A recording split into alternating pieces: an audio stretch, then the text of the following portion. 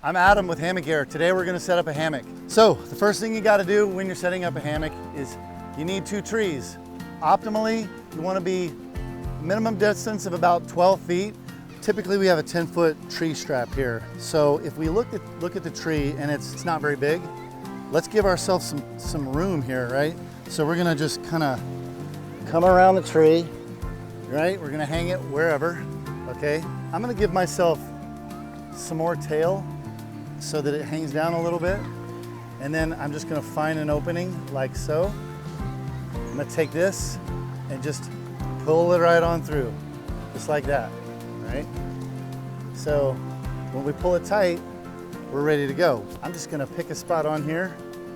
Which one of these loops we use gives us plenty of room to the next spot over there. All right, here we go. We're just gonna take this guy here, walk over. As I walk, it just pulls hammock out, right? So here we go. I never dropped anything to the ground. Boom, there's my hammock. There's my stuff sack. Let's go ahead and slide that back down. Let's find a place to clip into over here. There we go. That's clipped. All right, so we're all set.